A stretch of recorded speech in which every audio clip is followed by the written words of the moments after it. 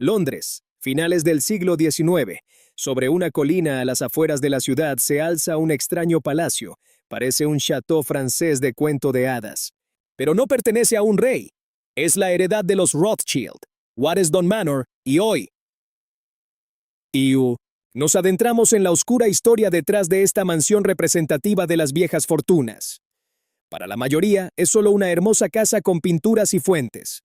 Pero tras estos muros se forjaron acuerdos de los que la prensa jamás escribió, con invitados cuyos nombres nunca figuraron en registros oficiales y decisiones que moldearon el destino de naciones enteras. Aquí, los sirvientes sabían más que los ministros, y las celebraciones familiares parecían concilios secretos. ¿Cómo logró una familia de banqueros erigir semejante corte real? Manteniéndose en las sombras, ¿qué precio hubo que pagar por este esplendor y quién lo pagó? Y lo más importante, si las paredes de Waddesdon Manor pudieran hablar, ¿qué oscura verdad sobre la aristocracia financiera revelarían? Si disfrutan de estas investigaciones profundas sobre la arquitectura de la Edad Dorada, una hereda, y las familias que la construyeron, por favor denle a me gusta, suscríbanse y cuéntenme en los comentarios qué casa deberíamos explorar a continuación. Su apoyo hace posibles estos detallados relatos. Las historias comienzan con los edificios, pero los edificios guardan los secretos mejor que las personas. Sitúense hoy en el gran vestíbulo de entrada de Waddesdon Manor. Miren hacia arriba. Techos dorados, candelabros de cristal que atrapan la luz de la tarde a través de altos ventanales franceses. Los visitantes se mueven despacio, con los teléfonos en alto. Fotografiando retratos renacentistas y porcelana de Sèvres tras cuerdas de terciopelo, los guías turísticos hablan en tonos bajos y reverentes sobre el exquisito gusto del barón Ferdinand de Rothschild.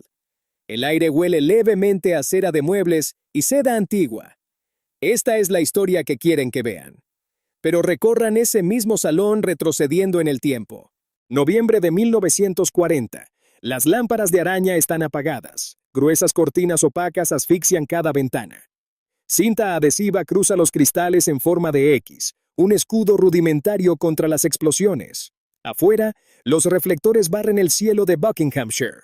Adentro, el gran vestíbulo de entrada está frío y vacío.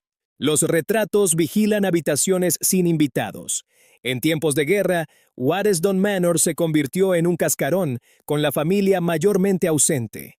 La servidumbre se redujo a un personal mínimo, y en el sótano, las cámaras acorazadas se llenaron de cajas envueltas en mantas.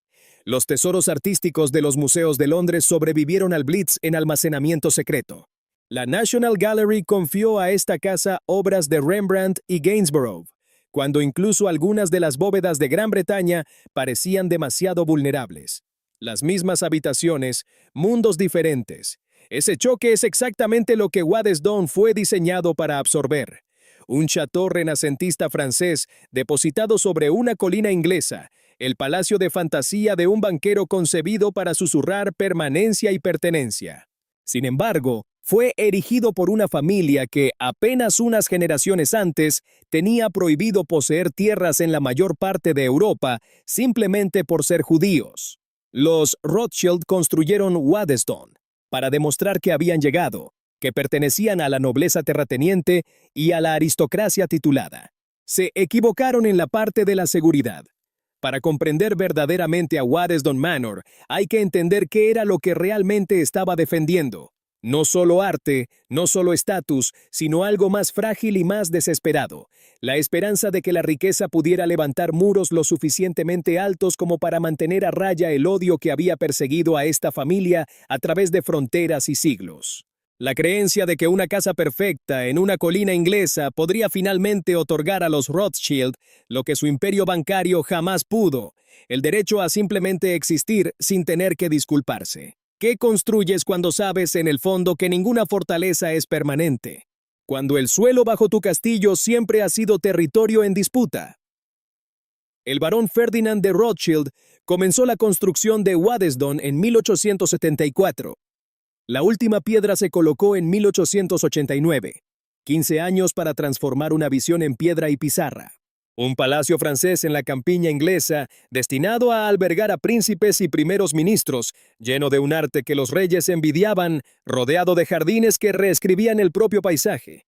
Pero incluso mientras la casa se elevaba hacia el cielo, los cimientos del mundo bajo ella eran inciertos. Esta no es una historia sobre una mansión, es la historia de lo que las personas construyen cuando intentan demostrar que merecen existir, sobre el pacto forjado entre los forasteros y el orden establecido, sobre los sirvientes que mantenían la maquinaria en marcha mientras sus empleadores agasajaban a los poderosos en el piso de arriba, sobre la brecha entre la deslumbrante fachada y los cálculos más oscuros realizados a puerta cerrada. Es una historia sobre las viejas fortunas, pero no la versión simple de cuento de hadas, sino la realidad complicada, moralmente ambigua y a veces brutal de lo que la aristocracia financiera debe hacer para sobrevivir. Las lámparas de Waddesdon aún brillan, pero si saben dónde mirar, todavía pueden rastrear los fantasmas de las marcas de cinta adhesiva en las ventanas. El niño que construiría Waddesdon no estaba destinado a sobrevivir a la infancia. Ferdinand James Anselm de Rothschild nació en París en 1839, enfermizo desde su nacimiento, pálido, delgado. El tipo de niño que las familias adineradas vigilaban con médicos privados, costosos tónicos y consultas susurradas en los pasillos. Su padre, Anselm, dirigía el banco Rothschild en Frankfurt y Viena. Un tío controlaba la sede en París, otro dominaba Londres. El negocio familiar se extendía por Europa, moviendo oro y bonos gubernamentales a través de una red de lazos de sangre y cartas encriptadas. Los hermanos de Ferdinand fueron educados para este imperio. Ellos eran los fuertes, seguros de sí mismos, de quienes se esperaba que soportaran largas cenas con ministros y recordaran qué primo respaldaba qué ferrocarril y qué gobierno debía cuánto a qué rama de la familia.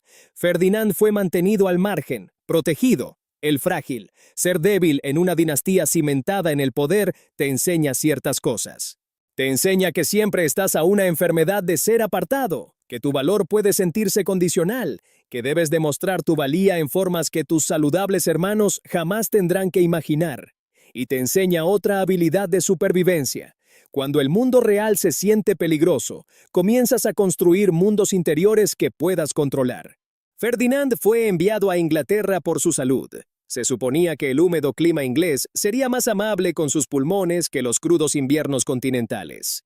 Una receta médica extraña, tal vez, pero las familias asustadas creerán en lo que les ofrezca esperanza. Llegó siendo un adolescente, tímido, extranjero, con un inglés vacilante y un rol indefinido en la gran maquinaria de la familia. Entonces, se enamoró. Su nombre era Evelina, su prima. Los Rothschild a menudo se casaban dentro de la familia. Esto mantenía unida la red bancaria y concentraba las herencias y los secretos dentro del clan. Evelina tenía 18 años, Ferdinand 26, y esto fue más que una alianza calculada. Las cartas que sobreviven entre ellos insinúan un afecto genuino, bromas, ansiedades compartidas, planes para una vida en común. Se casaron en 1865. Ella murió en el parto 18 meses después. El bebé también falleció. Aquí el registro histórico se vuelve casi silencioso. Los hombres victorianos no escribían fácilmente sobre el duelo, especialmente los hombres Rothschild, de quienes se esperaba que estabilizaran imperios y entretuvieran a la realeza sin mostrar fisuras visibles. Pero las decisiones de Ferdinand hablan más fuerte que cualquier diario. Se apartó del banco familiar, aflojó sus lazos con Viena y Frankfurt con la maquinaria financiera que sus hermanos navegaban con facilidad. Se estableció permanentemente en Inglaterra y comenzó a coleccionar de forma obsesiva porcelana, pinturas, muebles, manuscritos, objetos que podía catalogar, controlar y organizar en un orden preciso, objetos que nunca lo abandonarían. Para cuando tenía poco más de 30 años, Ferdinand había reunido una vasta colección. Su casa en Londres estaba desbordada, con habitaciones convertidas en almacenes y escaleras estrechadas por las cajas. Cada superficie libre se convirtió en una exhibición. Sin embargo, colecciones como esta exigen más que paredes. Exigen un escenario, exigen un entorno que le diga a los visitantes cuán importantes son estos objetos. Exigen un castillo. La decisión de construir Waddesdon surgió a principios de la década de 1870. Ferdinand escribiría más tarde que deseaba una residencia en el campo digna de su nombre y posición. Pero bajo este fraseo cortés, la psicología es más clara. Estaba diseñando un lugar donde pudiera anclar la belleza en la permanencia. Una casa que atrajera a la aristocracia inglesa, que aún veía a los Rothschild como advenedizos extranjeros, judíos, continentales, demasiado ricos, demasiado rápido, y obligarlos a reconocer que esta familia de banqueros comprendía la elegancia tan profundamente como cualquier antigua casa nobiliaria. Estaba dando forma a un monumento al control, en una vida que le había enseñado lo poco que realmente se podía controlar. La herida que impulsaba a Ferdinand no se mostraba en las fotografías. No hubo un accidente espectacular, ni cicatrices visibles, pero marcó cada decisión que tomó a continuación. Guió la elección del estilo renacentista francés, la audaz y poco práctica ubicación en la cima de la colina, la implacable insistencia en la perfección en cada habitación, las famosas fiestas de fin de semana, que un día atraerían al propio príncipe de Gales, el futuro Eduardo VII, para fumar puros en la biblioteca de Ferdinand y dormir en las habitaciones de invitados de Ferdinand. Mira, parecía decir la casa, mira lo que he creado, mira lo que merezco, mira cómo pertenezco. Pero la pertenencia pagada con oro y arquitectura nunca es del todo segura. Y en algún lugar de la mente de Ferdinand, moldeada por la enfermedad infantil, la pérdida repentina y el conocimiento de que el lugar de su familia en Europa siempre había dependido del estado de ánimo de los demás, vivía una verdad que no podía terminar de expresar. Por muy impecable que fuera la fachada, el terreno bajo ella nunca estaba garantizado. No para un Rothschild, no en el siglo XIX, ni nunca. Aún así, lo intentaría. La colina en Buckinghamshire estaba esperando. La colina era un problema.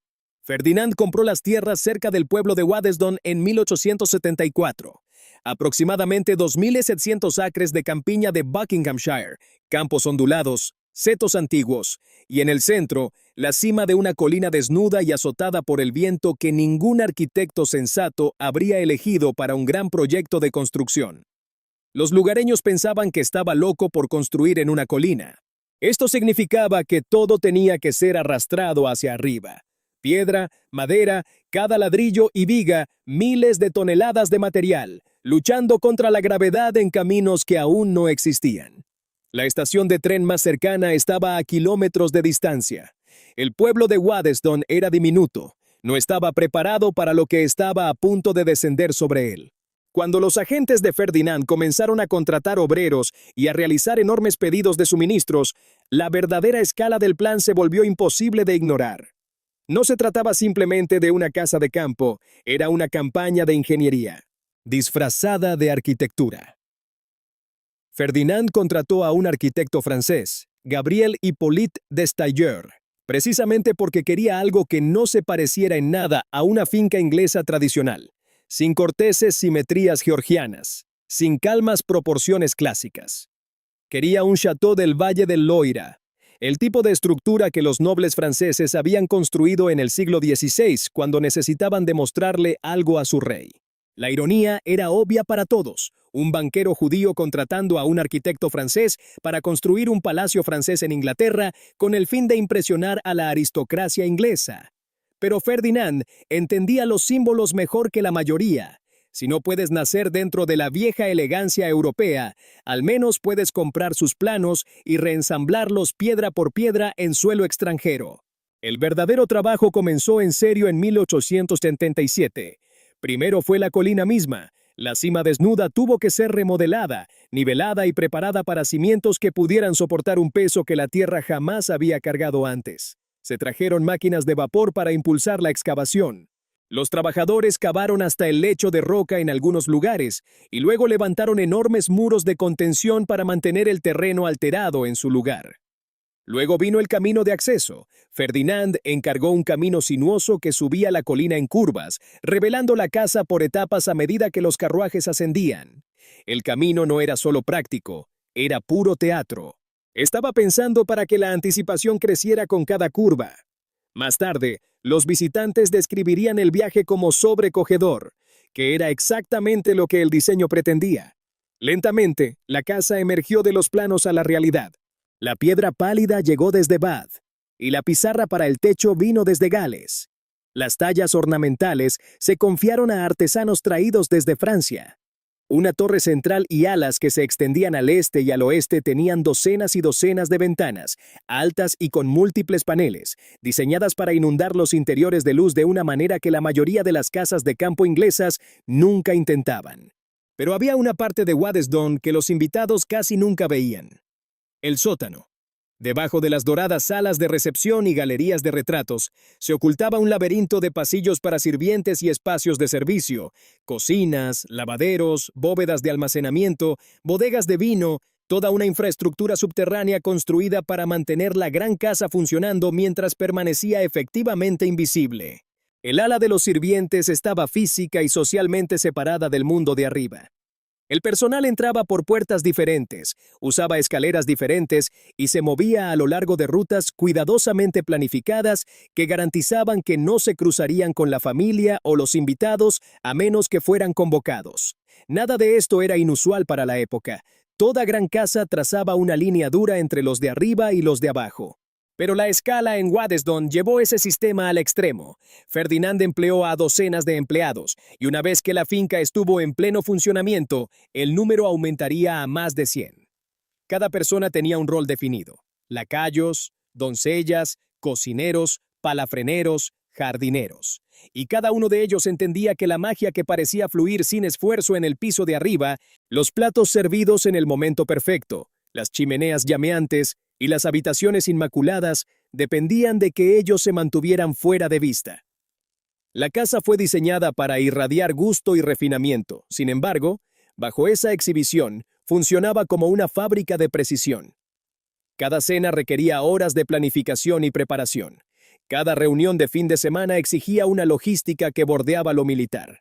Los sirvientes lo sabían, la familia lo sabía, los invitados fingían no saberlo. Este era el pacto de la arquitectura de la vieja riqueza.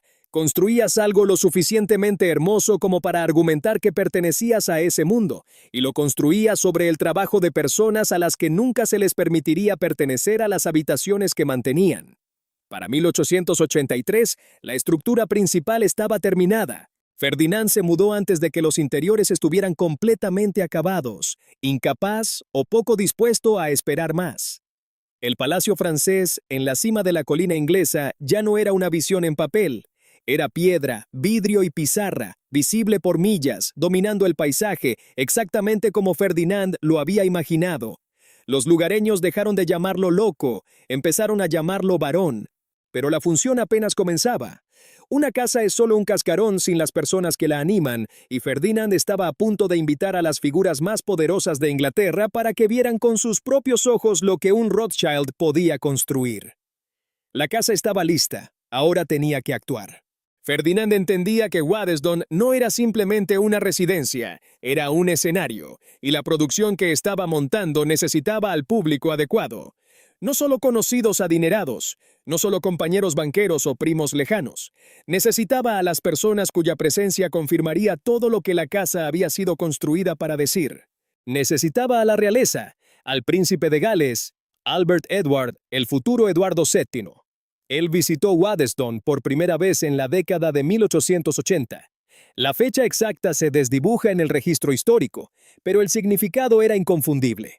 El heredero al trono británico durmiendo bajo el techo de un Rothschild, comiendo en la mesa de un Rothschild, fumando puros Rothschild en una sala de fumadores creada con momentos como este en mente. Esto parecía aceptación, o al menos el disfraz de ella. Las fiestas de fin de semana en Waddesdon se hicieron famosas rápidamente. Las invitaciones eran codiciadas, comparadas y se presumía de ellas. Los invitados llegaban en vagones de tren privados a la estación local. Luego se transferían a los propios carruajes de Ferdinand para el ascenso final.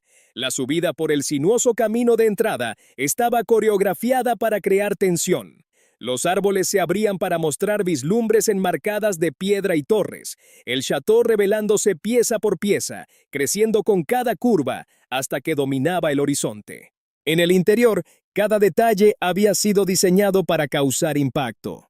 La iluminación eléctrica, aún una novedad en muchas casas inglesas, derramaba una luz cálida sobre las salas de recepción. Un avanzado sistema de calefacción mantenía el edificio confortable, incluso en pleno invierno.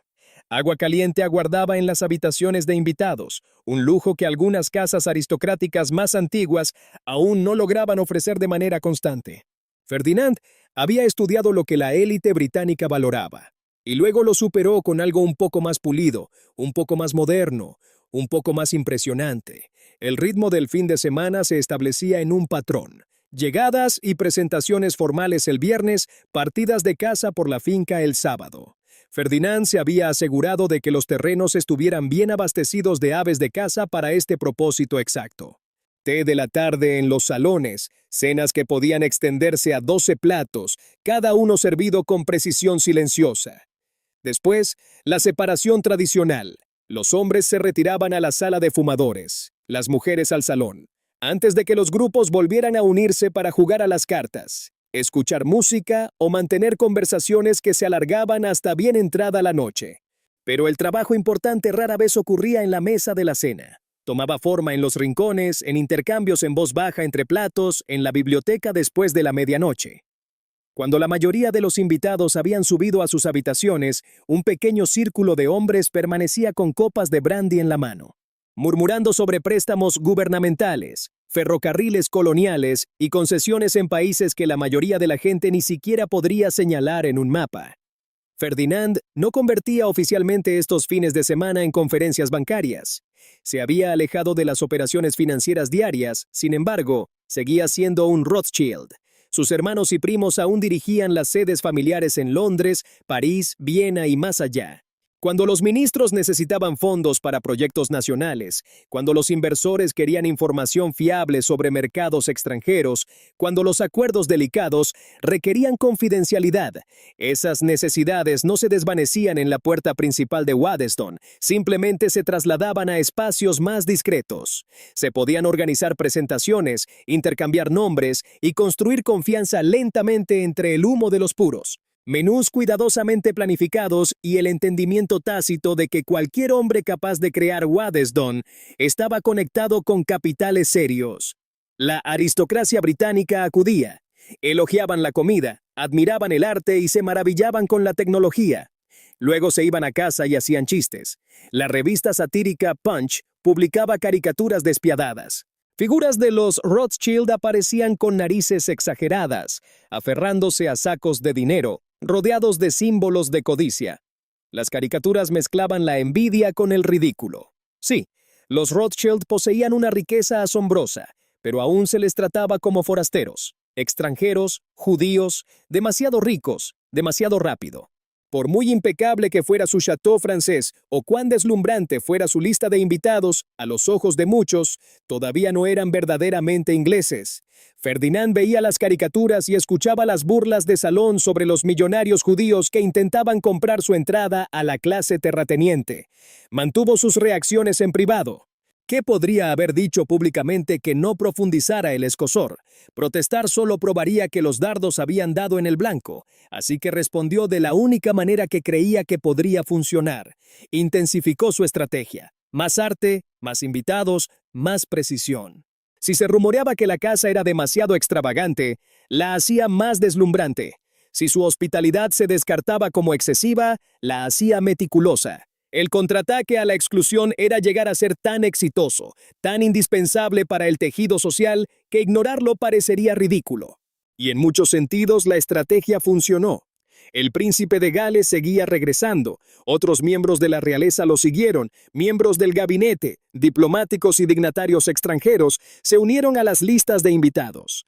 Waddesdon pasó de ser una curiosidad a una institución, una parada esperada y obligatoria en el circuito para cualquiera que importara en ese mundo. Aún así, a altas horas de la noche, cuando las luces del último carruaje se habían desvanecido por el camino y los sirvientes habían recogido las últimas copas, Ferdinand a veces caminaba solo por la casa. Caminaba junto a los retratos que había rescatado y comprado, a través de habitaciones amuebladas con piezas que alguna vez pertenecieron a la realeza francesa, de pie dentro de un chateau que había costado una fortuna y tomado 15 años llevar de la idea a la realidad. La puesta en escena era impecable, el público aplaudía y el calendario social confirmaba su éxito. Pero una pregunta persistía por debajo de los aplausos. ¿Estaba a salvo ya? ¿Había sido esto finalmente suficiente? La respuesta honesta, la que nunca podía sacudirse del todo, era siempre la misma: todavía no, no del todo, así que los fines de semana continuaban. Los trenes seguían llegando, las habitaciones permanecían llenas, y Ferdinand seguía demostrando una y otra vez que pertenecía a un mundo que aún estaba decidiendo si alguna vez lo dejaría entrar por completo. Ferdinand murió en 1898, tenía 58 años. Nunca volvió a casarse después de Evelina, nunca tuvo hijos. La casa que había tardado 15 años en construir y aproximadamente 2 décadas más en perfeccionar, el castillo destinado a declarar permanencia, a demostrar pertenencia, a asegurar un futuro Rothschild en Inglaterra, de repente se quedó sin un heredero directo. Este era el fallo de usar la arquitectura como prueba de estabilidad. Los edificios sobreviven a sus creadores, y cuando el creador muere sin hijos, todas esas piedras cuidadosamente colocadas se convierten en la responsabilidad de otra persona. La herencia se movió lateralmente, primero a la hermana de Ferdinand, Alice, y luego, tras su muerte en 1922, a su hijo James. La casa se mantuvo dentro de la familia, pero la huella emocional cambió. Ferdinand había creado Waddesdon como una extensión de su propia historia. Su gusto, su dolor, su desesperada necesidad de ser aceptado. Sus sucesores heredaron la mampostería, pero no la herida que lo había impulsado a apilarla sobre una colina en primer lugar. Para ellos, Waddesdon era simplemente una casa muy grande y muy cara. James la mantuvo, recibió invitados, siguió ampliando las colecciones, pero algo fundamental había cambiado. El chateau que se suponía que encarnaba la llegada y la seguridad comenzó a sentirse más como un museo dedicado a su fundador. Las habitaciones se convirtieron en escenografías para una obra cuyo significado original se estaba desvaneciendo lentamente de la memoria. Y más allá de los muros de la finca, Europa estaba cambiando de formas que hacían que el sueño de Ferdinand pareciera cada vez más frágil. A finales del siglo XIX, los Rothschild habían alcanzado la cima de su poder. 5 ramas en 5 capitales: Londres, París, Viena, Frankfurt y Nápoles. Movían dinero e información más rápido de lo que la mayoría de los gobiernos podían. Financiaron ferrocarriles, suscribieron guerras, ayudaron a financiar la compra británica del Canal de Suez. Su nombre se convirtió en sinónimo de las propias finanzas internacionales. Esa misma visibilidad los convertía en blancos perfectos. El antisemitismo nunca estuvo lejos de la superficie en la vida europea y se volvió más ruidoso y más organizado.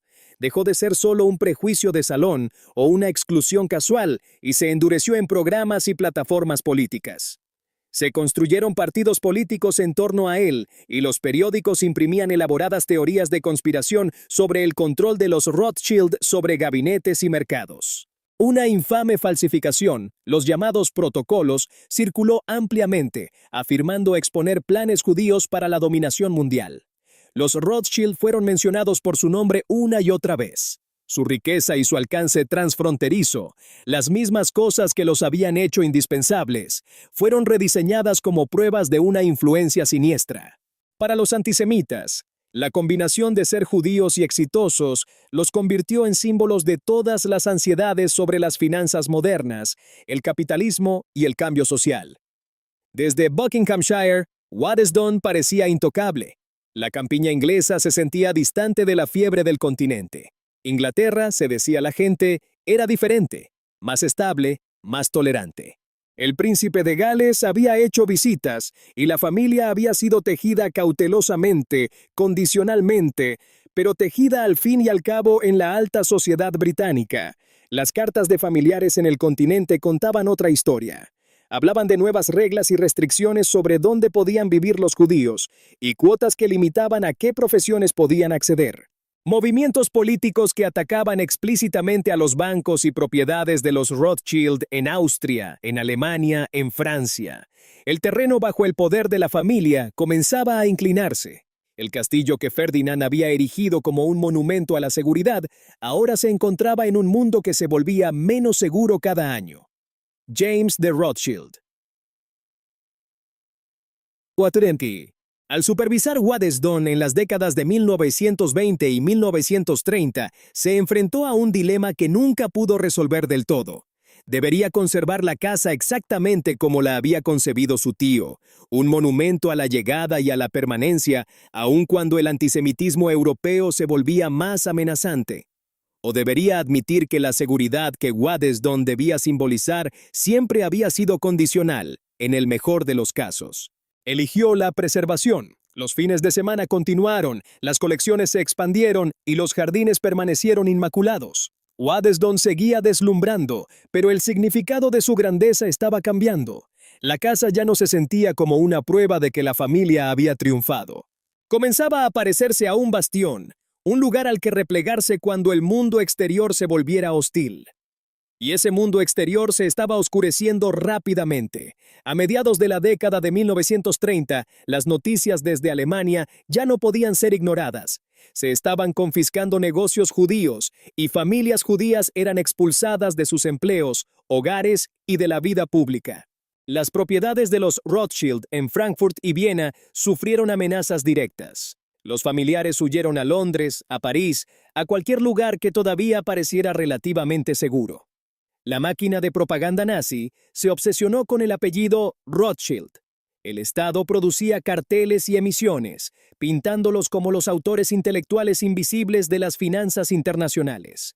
Los supuestos titiriteros detrás de los gobiernos y las guerras. La teoría de la conspiración convertida en ideología oficial. Y ahora estaba respaldada por toda la maquinaria de un Estado moderno. Policía, tribunales, burocracia, ejército, todo orientado a desmantelar exactamente el tipo de poder interconectado y seguridad que los Rothschild habían pasado generaciones construyendo. Waddesdon aún se mantenía en pie, los parterres aún estaban recortados con precisión, el arte aún brillaba tras los cristales. Desde la distancia, nada había cambiado, pero la casa en la colina empezaba a sentirse menos como una respuesta y más como una pregunta. ¿Qué haces con un castillo cuando el suelo bajo él empieza a moverse? La respuesta llegaría bastante pronto. Primero, el mundo tenía que fracturarse por completo. Las nubes que se acumulaban sobre Europa a fines de la década de 1930 no eran solo metafóricas, eran verdaderos frentes de tormenta rodando de este a oeste. Y Waddesdon, expuesta en su cima, se encontraba directamente en su camino. Entender por qué Waddesdon importaba significa entender qué era lo que realmente hacían los Rothschild. La mayoría de la gente piensa en ellos simplemente como banqueros ricos, una etiqueta conveniente. Pero el motor detrás de su riqueza, cómo fue creada, cómo se movía, qué pagaba, era mucho más intrincado y mucho más trascendental de lo que sugiere esa frase. El sistema comenzó con 5 hermanos a principios del siglo XIX. Su padre, Mayer Amschel Rothschild, dirigía una modesta pero ambiciosa casa bancaria en Frankfurt. A medida que sus hijos alcanzaron la mayoría de edad, hizo algo inusual. Los dispersó por toda Europa. Nathan fue a Londres, James a París, Salomon a Viena, Karl a Nápoles. Amschel permaneció en Frankfurt. 5 hermanos, 5 ciudades, 5 casas bancarias que no actuaban como rivales, sino como un solo organismo. La verdadera innovación no fue solo el dinero, fue la comunicación. Antes de los telégrafos y teléfonos, la información viajaba al ritmo de los caballos y los barcos. Los Rothschild construyeron su propia red de mensajería con jinetes de confianza, que llevaban cartas cifradas entre las 5 sucursales, moviéndose a menudo más rápido que el correo oficial y que los canales diplomáticos. Se enteraban de crisis políticas, campañas militares y conmociones del mercado antes que casi nadie. La información en sus manos se convertía en beneficios. Cuando Napoleón fue derrotado en Waterloo en 1815, Nathan Rothschild en Londres lo supo antes que el gobierno británico. Sus mensajeros llegaron primero y usó esa ventaja para posicionarse en el mercado de bonos, obteniendo enormes ganancias. Narradores posteriores convirtieron esto en leyenda. Algunos afirman que organizó transacciones dramáticas para engañar al mercado. Otros dicen que simplemente se movió rápidamente gracias a una buena información. La coreografía exacta todavía se debate. Lo que está claro es que los Rothschild salieron de las guerras napoleónicas como la familia de banqueros dominante en Europa. Prestaban a los gobiernos no mediante conquista o saqueo, sino mediante bonos y préstamos. Cuando Gran Bretaña necesitaba dinero para librar una guerra o construir ferrocarriles, los fondos Rothschild llenaban el vacío. Cuando Francia tuvo que pagar reparaciones de guerra, la familia estructuró los pagos. Cuando surgían nuevos estados y necesitaban capital para levantar ministerios y ejércitos, a menudo era una oficina Rothschild la que concretaba la primera reunión. Eso los hacía indispensables. También les puso una diana en la espalda, porque la red no juraba lealtad a ninguna bandera en particular. Financió la expansión de los ferrocarriles británicos y los préstamos del gobierno francés. Los proyectos industriales austríacos movían capitales donde quiera que existiese una oportunidad. La lealtad era hacia el sistema familiar, que flotaba por encima de las fronteras. En tiempos de paz, esto era brillante, con el dinero fluyendo entre Londres, París y Viena, contratos negociados entre primos, ganancias acumulándose por toda la red. En tiempos de guerra, esos mismos primos se encontraban en lados opuestos del campo de batalla. La huella de la familia estaba en todas partes. La neutralidad era imposible de explicar y peligrosa de admitir. Waddesdon se encontraba dentro de esta estructura como un nodo entre muchos, no como una sucursal bancaria formal. Ferdinand se había apartado de las finanzas diarias, pero servía como un espacio seguro y pulido donde el poder podía congregarse. Ministros, inversores y enviados extranjeros podían ser agasajados lejos de los debates parlamentarios o de las oficinas de los periódicos. Conversaciones que habrían parecido sospechosas en una sala de contabilidad podían darse durante una cena o un paseo por los jardines, sin un solo libro de contabilidad a la vista. Esas deslumbrantes fiestas de fin de semana funcionaban a la vez como discretas misiones de reconocimiento, construían relaciones, refrescaban alianzas. Para Ferdinand y luego para James, esta era la forma de mantener la posición de la familia sin firmar cheques frente a los invitados. Lo hacías conociendo a todos, escuchándolo todo y asegurándote de que las personas que importaban se sintieran cómodas en tu casa. Quien aparecía por Waddesdon importaba tanto como lo que hacían allí. Un ministro del gabinete quedándose un par de noches significaba una línea directa con el pensamiento del gobierno. Un diplomático extranjero cazando faisanes en la finca significaba rumores tempranos sobre cambios fronterizos. El príncipe de Gales, relajándose en la biblioteca con un puro, señalaba el favor real, lo que se traducía en un acceso más fácil a todos los niveles de la sociedad y la política británica. La casa nunca fue una sola cosa. Era una exhibición de gusto, un imán social y, en silencio, una pieza de infraestructura financiera. Era un lugar donde la información, la confianza y la influencia circulaban de forma tan eficiente como el dinero. La maraña moral detrás de todo esto rara vez se discutía en público. Los Rothschild financiaron hospitales, escuelas, organizaciones benéficas y sistemas de agua. También financiaron guerras, empresas coloniales y políticas que enriquecían a ciertos países mientras desangraban a otros. Los mismos préstamos que construyeron líneas ferroviarias por toda Europa ayudaron a extraer materias primas de África y Asia.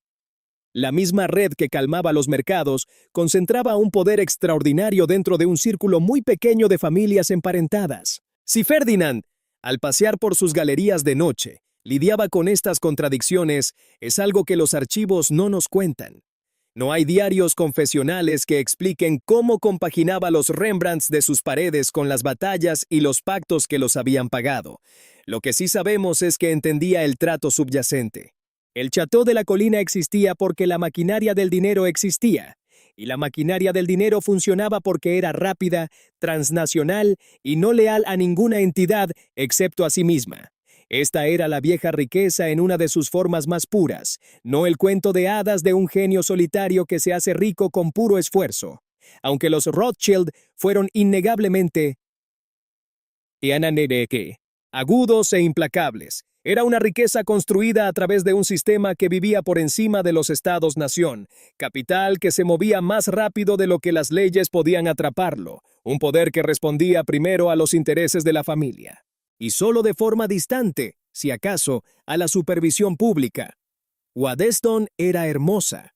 Los jardines eran precisos y teatrales, el arte era digno de un museo.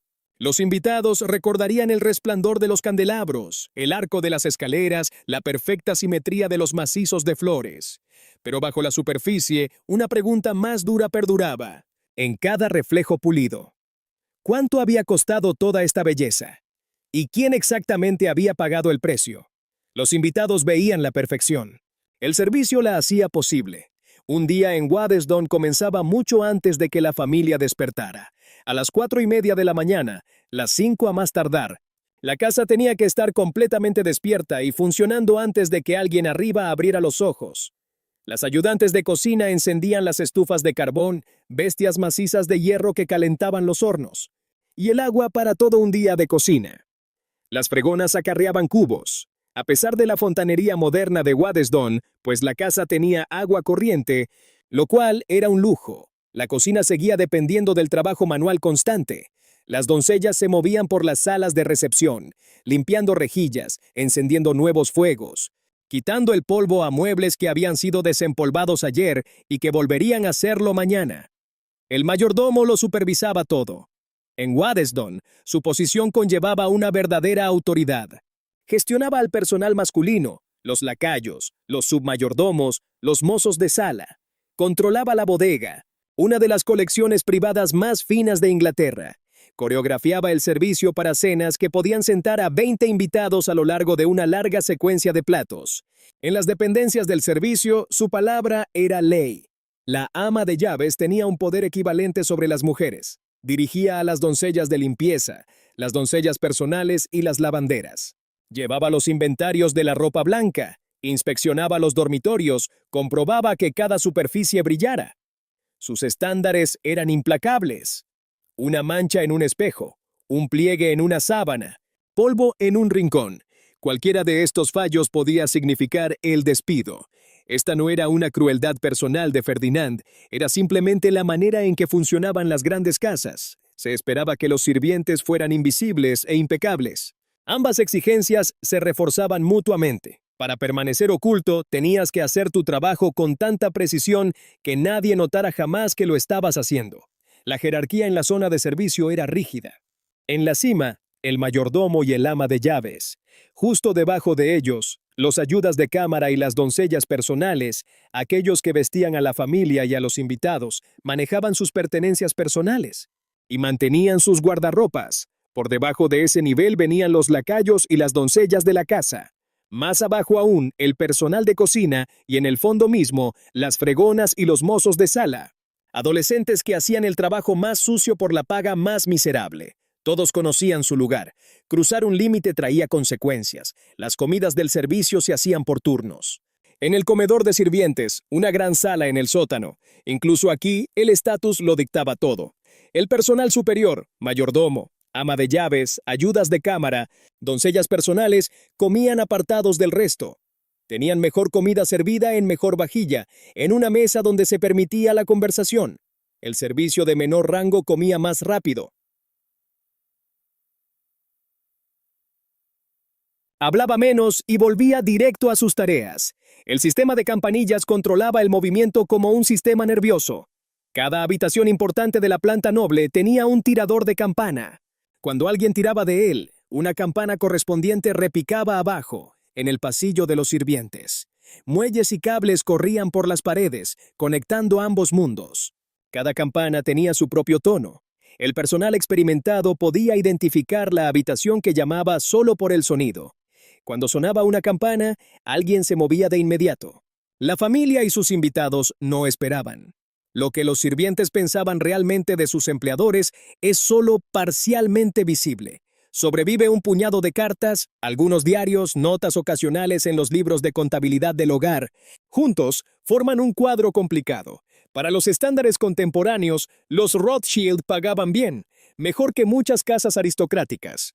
El trabajo era agotador, las horas largas, pero los salarios eran competitivos y generalmente puntuales. Algunos sirvientes se quedaron por décadas, lo que sugiere que encontraban las condiciones aceptables, tal vez incluso preferibles al trabajo en las fábricas o al servicio doméstico en hogares más duros. Sin embargo, la conciencia de la diferencia nunca desaparecía. Los Rothschild eran extranjeros, judíos. El personal entendía que esto moldeaba cómo el mundo exterior veía a sus empleadores y, de forma indirecta, cómo los veía a ellos por servir en una casa Rothschild. Algunos se enorgullecían de esa asociación. Trabajar en Waddesdon significaba trabajar en una de las grandes casas de Inglaterra. El príncipe de Gales dormía en camas que ellos habían hecho. Los ministros del gabinete comían alimentos que ellos habían llevado.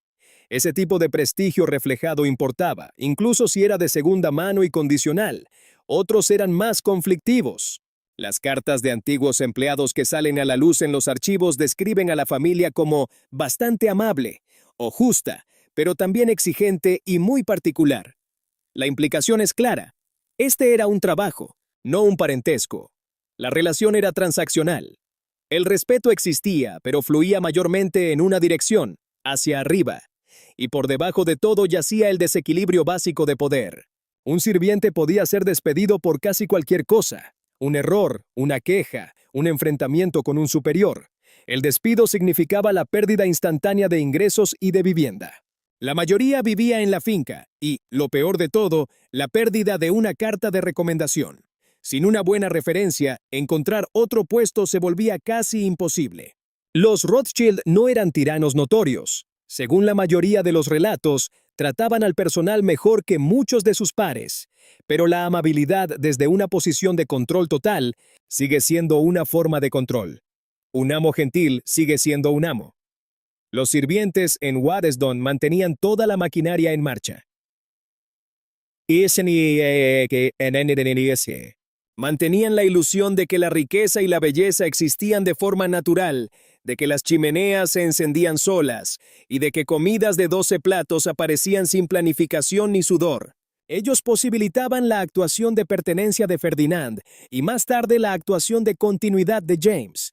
Hacían todo esto sabiendo que, sin importar cuán crucial fuera su trabajo, nunca cenarían en el gran salón de arriba, nunca se sentarían a leer en la biblioteca, nunca poseerían nada remotamente parecido a los objetos que limpiaban y pulían cada día. Ese era el pacto. Así operaba la aristocracia financiera, no solo como capital acumulado, sino como trabajo invisible acumulado. El esfuerzo de otras personas incrustado en los muros y luego borrado de la historia. La casa aún sigue en pie, las campanillas de los sirvientes aún cuelgan en los pasillos de abajo, ahora en silencio, como parte de las exhibiciones del museo. Pero una vez sonaron constantemente, y cada vez que lo hacían, alguien corría. Los sirvientes conocían su lugar en la jerarquía. Los Rothschild también conocían el suyo, solo que estaba menos claramente marcado. En 1898, el mismo año en que Ferdinand murió, una caricatura apareció en un periódico francés. Mostraba una figura grotesca con rasgos exagerados, nariz aguileña, manos con forma de garra, envuelta alrededor de un globo terráqueo etiquetado como Finanzas Mundiales. La leyenda la nombraba simplemente Rothschild. Esto no era nada inusual. Caricaturas como esa aparecían regularmente por toda Europa, en Alemania, en Austria, en Francia y en Inglaterra. Los detalles cambiaban ligeramente. A veces la figura aferraba bolsas de dinero, a veces hilos de marioneta unidos a diminutos políticos. A veces ambas cosas a la vez, pero el mensaje nunca variaba. Los Rothschild como fuerzas siniestras e inhumanas que controlaban en secreto los acontecimientos mundiales. No eran panfletos clandestinos. Se publicaban en periódicos de circulación general, en revistas populares vendidas en las esquinas, en folletos políticos que circulaban por el Parlamento. El antisemitismo era casual, normalizado, entrelazado con la vida pública cotidiana. Y sin embargo, el príncipe de Gales seguía visitando Waddesdon. La reina Victoria había asistido a bodas de los Rothschild. La familia ostentaba títulos: Barón Ferdinand, Barón Lionel, Barón Nathaniel, concedidos por la corona británica y por otros monarcas europeos. Estaban en las listas de invitados para las ocasiones de Estado. Sus donaciones financiaban hospitales, escuelas, parques, edificios en Londres y París llevaban su nombre. Esta era la paradoja dentro de la cual vivían los Rothschild. A la vez esenciales y despreciados, bienvenidos y objeto de burla, poderosos y expuestos. La aristocracia inglesa encarnaba esa contradicción a la perfección. Venían a las fiestas de Waddesdon. Admiraban las colecciones, recurrían a los bancos de los Rothschild cuando sus propias haciendas necesitaban ser rescatadas. Algunos incluso se casaban con hijas de los Rothschild, cuando las dotes eran lo suficientemente cuantiosas como para sanear sus finanzas, y luego volvían a casa y hacían chistes al respecto. El lenguaje era a menudo codificado. Las memorias y las cartas se referían a nuestros amigos israelitas. Las descripciones de las casas de los Rothschild mencionaban el gusto oriental. Los elogios a la hospitalidad llegaban con sutiles matices. Esto no era un estilo totalmente inglés, no era exactamente lo mismo que pasar un fin de semana con el duque de Devonshire. Los Rothschild lo escuchaban todo. Eran demasiado perspicaces, estaban demasiado conectados como para no hacerlo. Ferdinand leía los periódicos, veía las caricaturas, recibía cartas de parientes en el continente, describiendo cosas peores. Ataques callejeros, boicots, nuevas reglas que restringían los negocios judíos. Campañas políticas construidas enteramente sobre la hostilidad hacia la riqueza judía. Su respuesta fue construir más alto, refinar aún más, hacer de Waddesdon algo tan magnífico, que no pudiera ser menospreciado. Si de todos modos iban a mirarles por encima del hombro, que lo hicieran en un chateau renacentista lleno de obras maestras, que sus propias familias se habían visto obligadas a vender para pagar deudas. Esta era una arquitectura defensiva, no solo muros de piedra y torres, sino gusto y elegancia afilados para convertirlos en un escudo contra los prejuicios. Cada cena perfecta era una exhibición, cada visita real era una prueba más. Miren, parecía insistir la casa. Miren lo que hemos creado, miren lo bien que entendemos su mundo, miren cómo pertenecemos a él. Pero la pertenencia, comprada mediante la perfección, es agotadora, porque una vez que la perfección se convierte en el boleto de entrada, debe mantenerse, siempre. Un escándalo, un paso en falso, un momento de parecer demasiado judío, demasiado extranjero o demasiado agresivamente rico en el contexto equivocado, y esa frágil aceptación podía hacerse añicos. Los Rothschild no podían permitirse el lujo de ser simplemente competentes. Tenían que ser excepcionales en todas las direcciones. Sus casas tenían que ser más impresionantes, sus fiestas más refinadas, su filantropía más visible, sus tratos comerciales más discretos.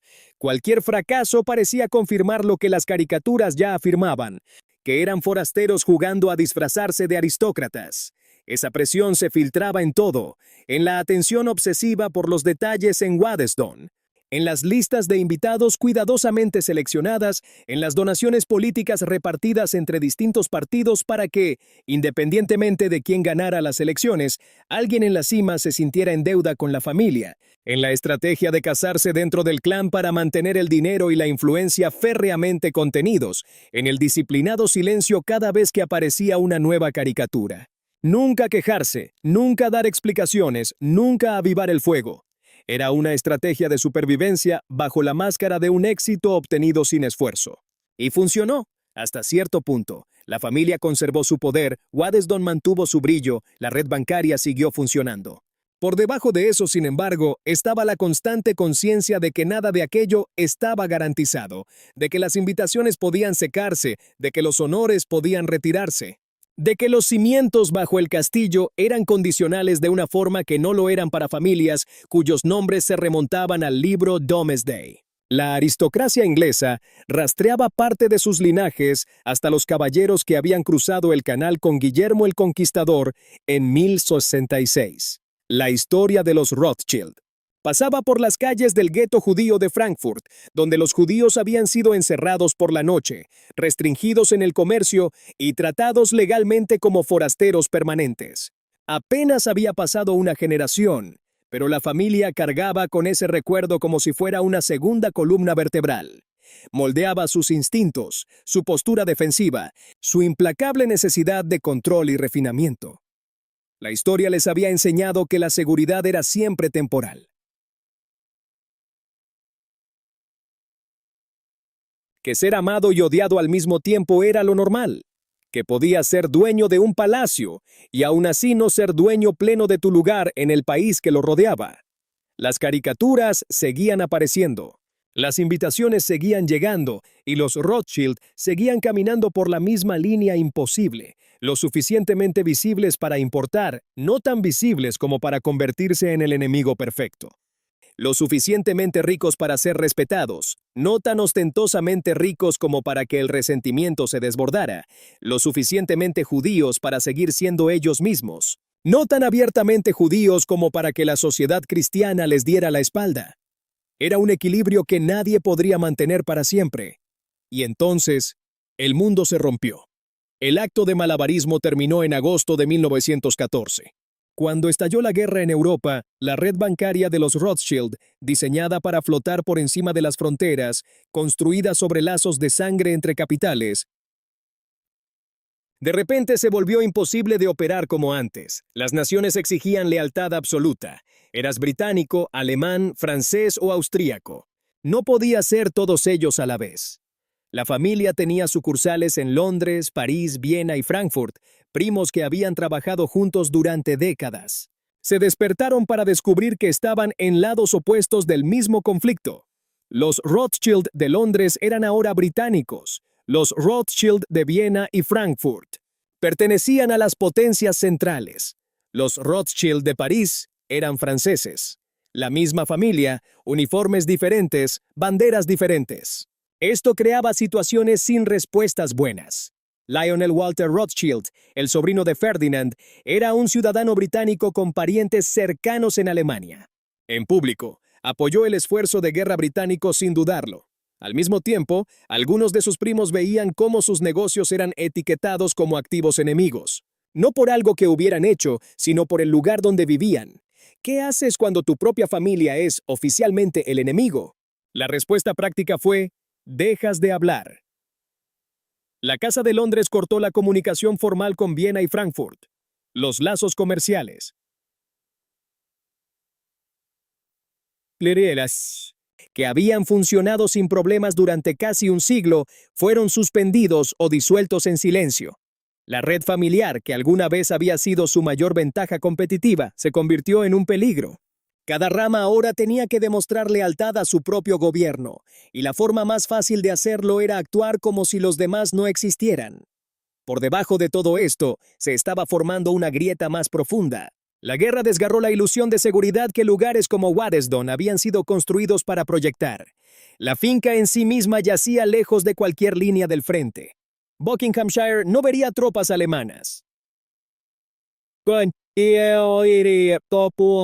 Ninguna trinchera fue cavada a través de los parterres de Ferdinand, ningún proyectil cayó sobre sus torres, pero la guerra llegó de todos modos, transportada por los hombres que se marcharon y no regresaron. El personal de Waddesdon se redujo brutalmente, lacayos y mozos de sala se alistaron, los jardineros se unieron al ejército, el submayordomo, el segundo lacayo, 3 de los mozos de cuadra. Todos firmaron sus nombres en las oficinas de reclutamiento y partieron hacia Francia. Algunos regresaron con heridas, otros volvieron en ataúdes. Algunos nunca regresaron. Sus nombres están esculpidos en el monumento a los caídos de la finca, erigido después de que terminaran los combates. Una piedra sencilla. La lista está tallada en orden alfabético. No hay separación entre sirvientes y familia. En la muerte, por una vez, la jerarquía guardó silencio. La casa siguió adelante, pero a duras penas. James de Rothschild, quien había heredado Waddesdon de su madre Alice, se alistó él mismo. Sirvió con distinción, fue herido y luego volvió al servicio. Mientras él no estaba, el chateau permaneció mayormente vacío. Un personal reducido lo mantuvo vivo a cámara lenta, encendiendo fuegos, realizando el mantenimiento básico, esperando una versión del mundo que nunca volvería por completo.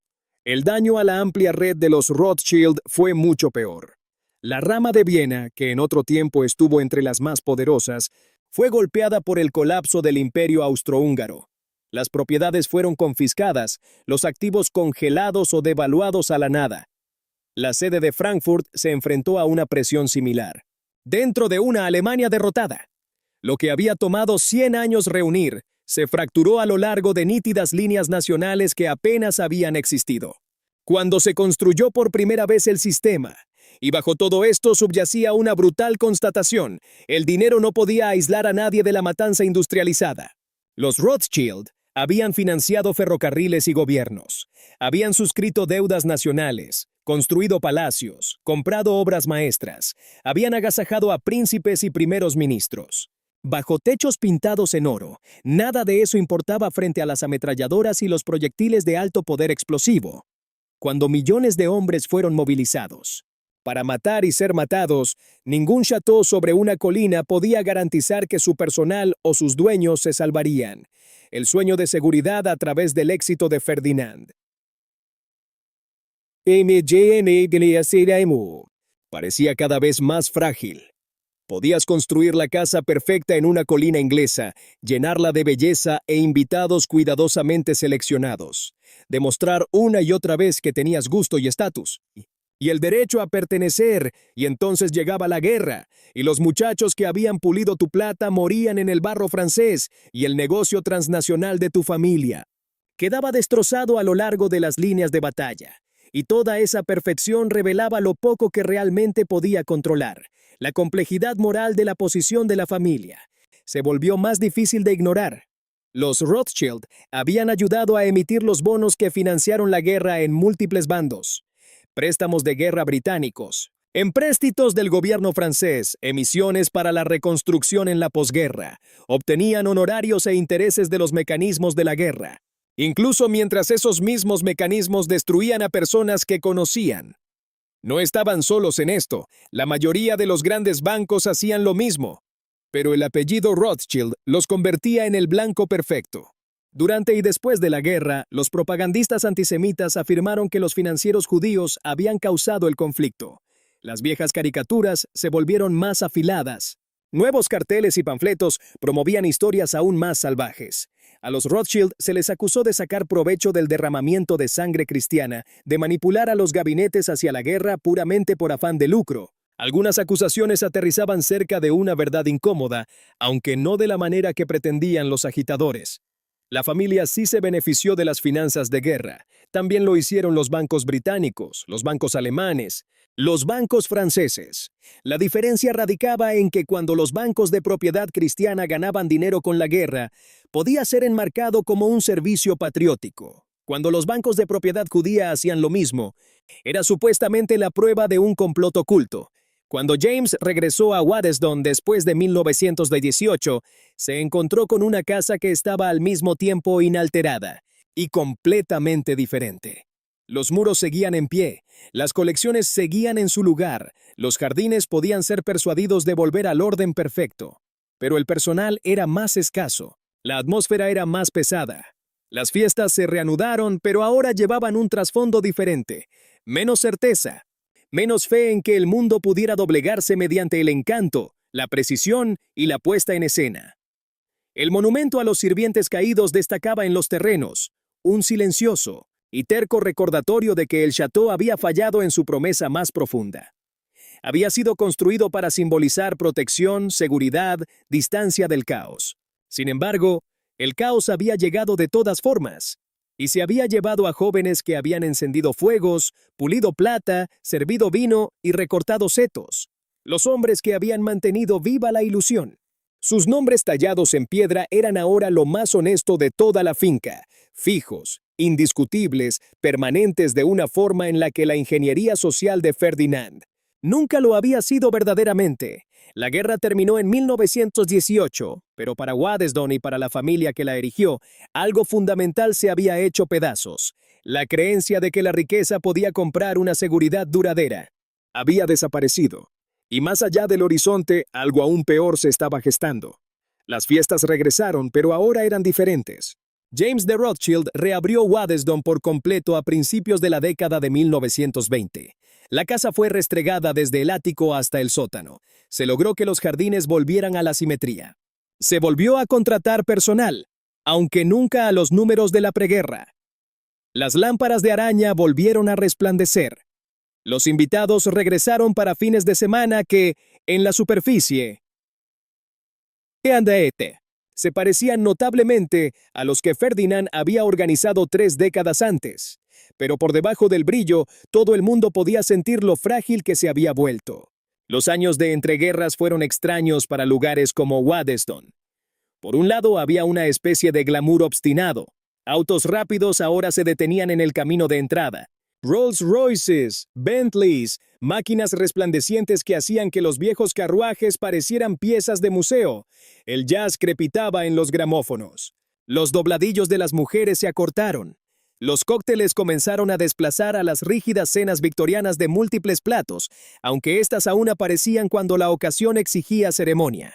Era la modernidad llegando al Chateau, dinero nuevo mezclándose con el viejo. Herederas estadounidenses comprando títulos europeos.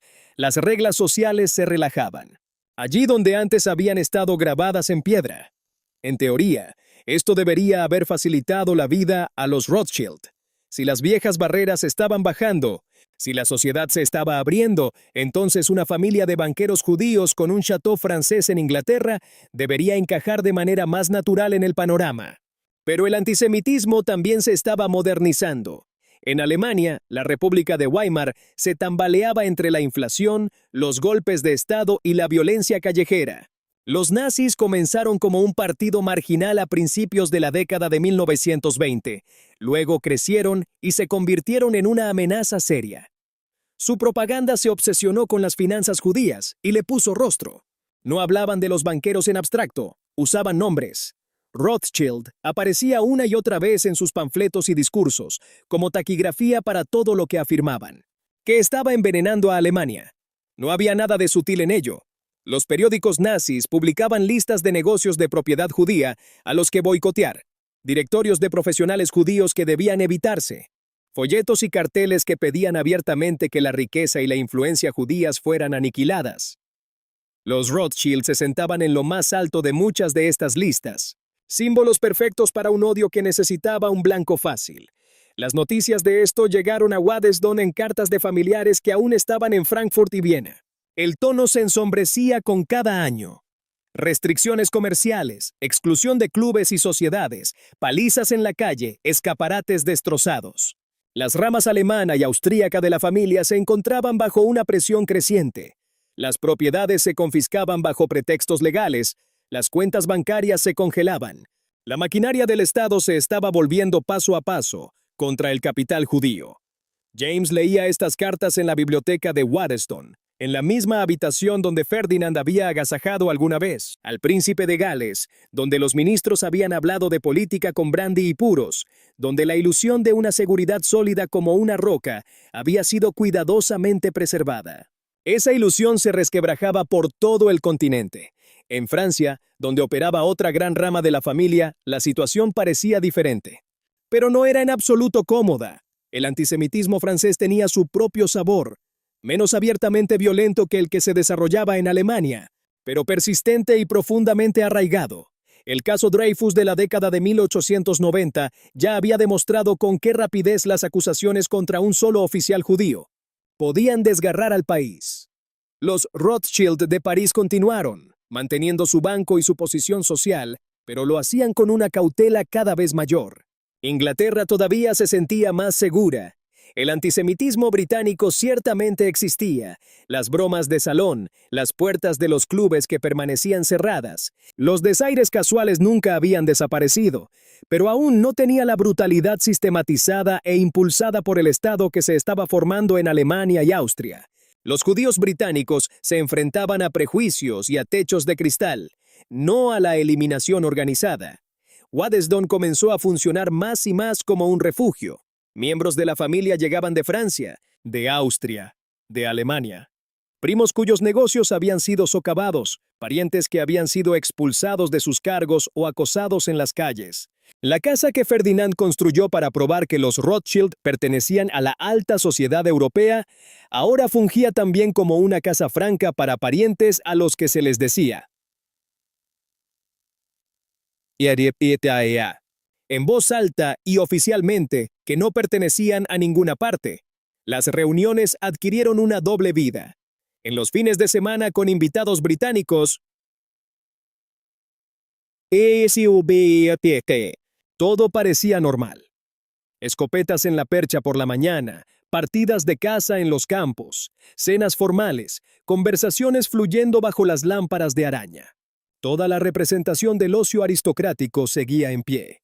En las semanas más tranquilas, cuando solo la familia estaba presente, el ambiente cambiaba. Las conversaciones en los mismos salones giraban en torno a rutas de escape y plazos.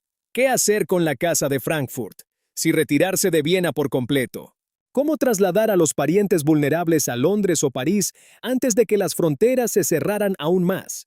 James intentó mantener ambos mundos en marcha. El Waddesdon público, elegante, generoso, conectado a la política y la cultura británicas, y el Waddesdon privado, una sala de operaciones para una familia bajo presión que trazaba planes de supervivencia. En espacios diseñados para el entretenimiento, la colección de arte que Ferdinand había reunido con tanto cuidado ahora cobraba un segundo significado. Ya no eran solo objetos bellos para colgar en las paredes y colocar en pedestales, eran riqueza condensada y portátil, activos que podían moverse rápidamente, ocultarse si era necesario o venderse para financiar huidas. Las pinturas empezaron a viajar en secreto a las bóvedas de Londres, a los almacenes de París, donde podrían estar más seguras que en las paredes de unas casas bajo amenaza. A mediados de la década de 1930, nadie podía fingir no ver lo que estaba pasando en Alemania. Hitler estaba en el poder. Las leyes de Nuremberg despojaron a los judíos de su ciudadanía y sus derechos. El Banco Rothschild de Frankfurt, la rama original desde donde Mayer Amschel había prestado monedas desde una pequeña casa alguna vez, fue forzado a cerrar. Esa casa ancestral fue confiscada. Luego llegó noviembre de 1938. Cartas y telegramas llegaron a Waddesdon describiendo la Kristallnacht, la noche de los cristales rotos. Sinagogas en llamas, tiendas judías destrozadas y saqueadas, hombres arrancados de sus hogares y golpeados en las calles. No era furia al azar, era violencia coordinada y dirigida por el Estado. James convocó una reunión familiar en Waddesdon, a fines de 1938. El orden del día era brutalmente simple: supervivencia. Cómo sacar a los familiares restantes de Alemania y Austria, cómo proteger los activos que aún podían trasladarse, cómo mantener con vida las partes que aún funcionaban del imperio bancario, mientras se aceptaba que algunas ramas tendrían que ser abandonadas. El Chateau, asentado en su colina inglesa, se sentía a la vez protegido y expuesto. Geográficamente estaba lejos de lo peor de la violencia. Pero simbólicamente, era exactamente el tipo de lugar que a los fascistas les encantaba señalar. Riqueza judía visible, construida para proyectar influencia.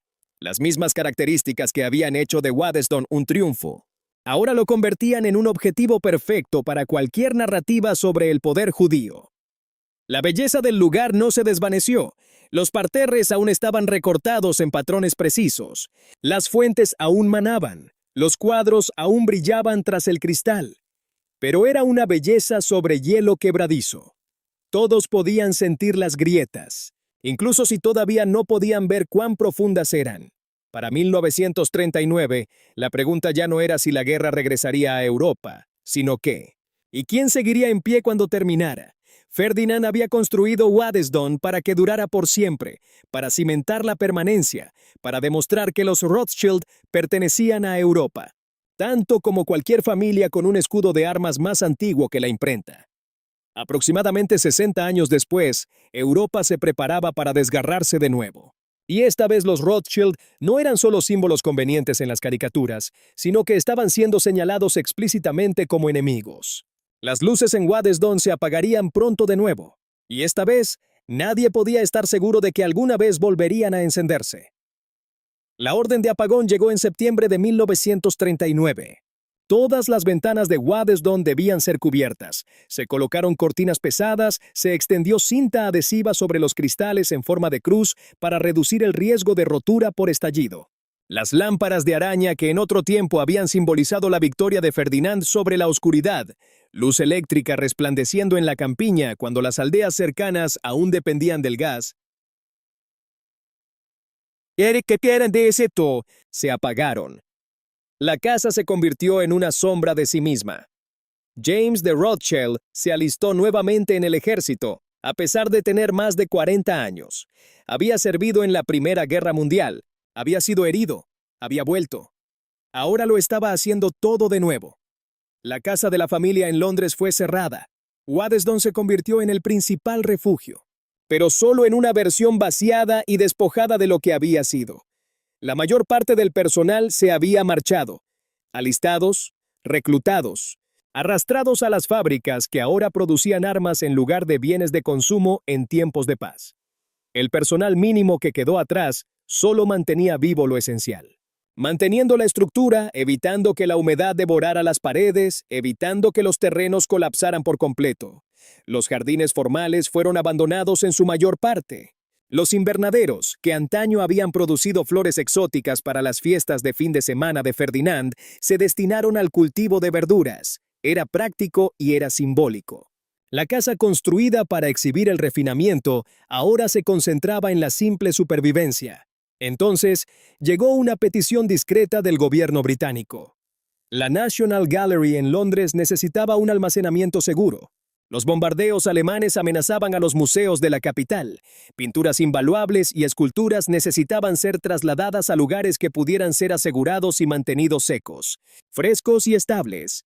Waddesdon, con sus gruesos muros, cámaras acorazadas y su distancia de la ciudad, era ideal. Las cajas llegaron en 1940. Lienzos cuidadosamente embalados. Esculturas envueltas en materiales protectores. Obras de Rembrandt, Gainsborough, Reynolds, piezas que definían la identidad cultural británica, ocultas en el sótano de una casa. Construida por inmigrantes judíos para probar que comprendían la cultura europea tan bien como cualquier otro. A nadie de los implicados se le escapó la ironía. La casa se convirtió en un extraño híbrido. En parte mansión vacía, en parte zona de concentración militar. Las tropas a veces se alojaban en los terrenos, en parte bóveda secreta para una colección nacional. El gran vestíbulo de entrada, donde Ferdinand alguna vez agasajara a príncipes, ahora albergaba cajas apiladas marcadas con números de inventario en lugar de invitados vestidos de gala. Mientras tanto, a lo largo de Europa, los peores temores de la familia se hacían realidad. La mansión Rothschild de París fue confiscada por los nazis en 1940 tras la caída de Francia.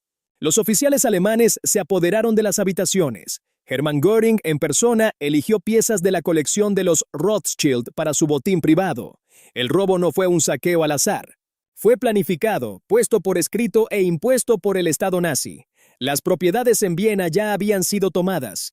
La casa de Frankfurt fue destruida. Los parientes que no lograron escapar fueron asesinados. El número exacto nunca se sabrá por completo. Los registros del Holocausto quedaron incompletos y algunos fueron borrados deliberadamente. Pero miembros de la familia Rothschild murieron en los campos. El nombre que una vez había representado riqueza y poder no ofreció protección alguna contra un sistema construido para exterminar. Las cartas llegaban a Waddesdon lentamente, a través de países neutrales y canales demorados. Cada sobre traía peores noticias. Primos desaparecidos, hogares vaciados, negocios disueltos por decreto, cuentas bancarias drenadas bajo el amparo de la ley.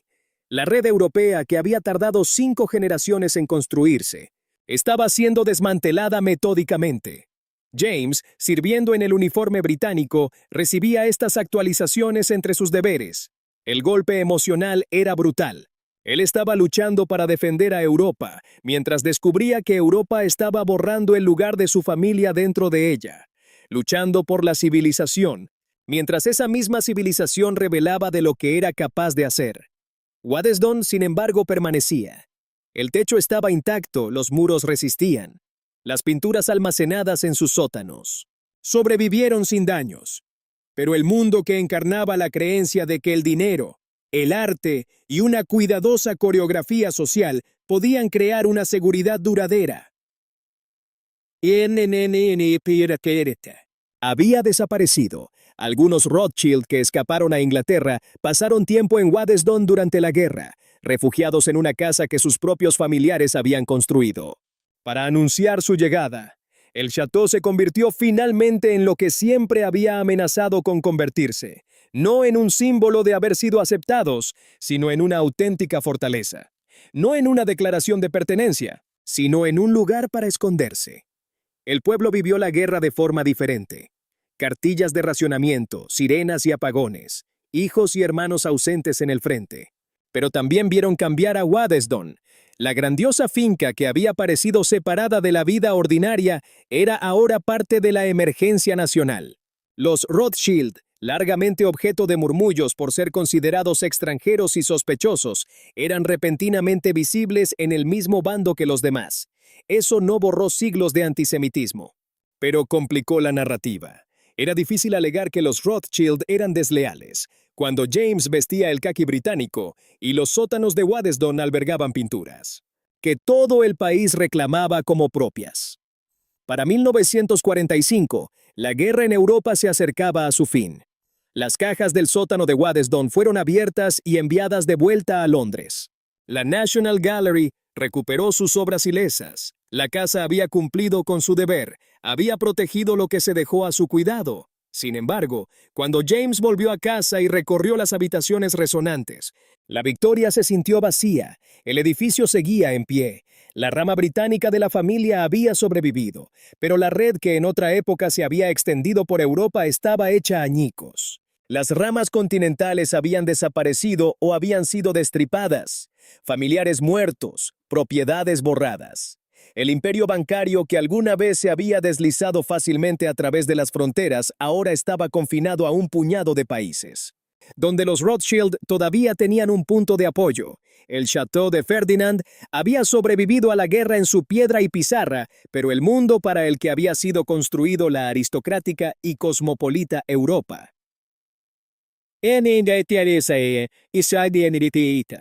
Donde familias poderosas podían operar por encima de las naciones, se había desvanecido. ¿Qué haces con un palacio diseñado para un mundo que ya no existe? Esa pregunta moldearía el siguiente capítulo de la historia de Waddesdon. Primero, alguien tenía que decidir si conservar la propiedad era siquiera posible. James recorrió Waddesdon en 1945 y vio un problema sin solución obvia. La casa era estructuralmente sólida, la colección de arte estaba intacta. Los jardines podían ser revividos con suficiente dinero, tiempo y personal. Pero la realidad económica era brutal. Mantener vivo un château de este tamaño requería un enorme flujo de efectivo. Y en el Nuevo Mundo, ese gasto necesitaba una razón de ser. Antes de la guerra, la justificación había sido clara. Waddesdon era infraestructura social para el poder bancario de la familia. Un escenario para agasajar, para construir relaciones, para reforzar la posición de los Rothschild en la alta sociedad británica. La casa no era solo un gasto, era una herramienta, una inversión en influencia y acceso. La Gran Bretaña de posguerra era algo completamente diferente. El sistema aristocrático en el que Ferdinand había pasado su vida intentando penetrar se estaba derrumbando. Los impuestos sobre herencias y los gravámenes de sucesión estaban destrozando las fincas terratenientes por todo el país.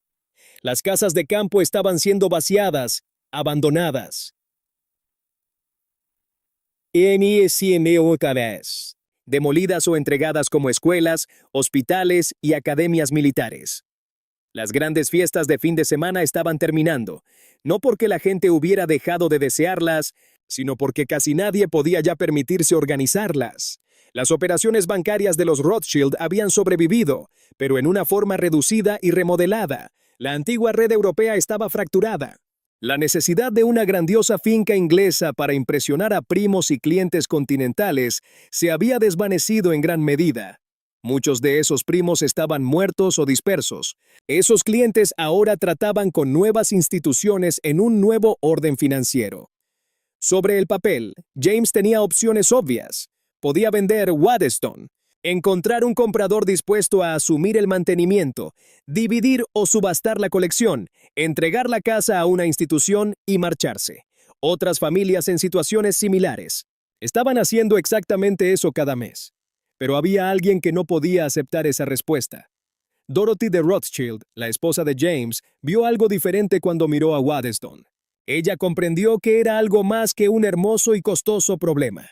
Era un documento en piedra y madera, un registro de un momento particular en la historia europea, un monumento a lo que una familia de banqueros judíos había construido y a lo que había sobrevivido. La evidencia de un éxito extraordinario y, al mismo tiempo, de una profunda vulnerabilidad. Venderla simplemente, o dejar que se deteriorara, parecía como arrancar un capítulo de la historia.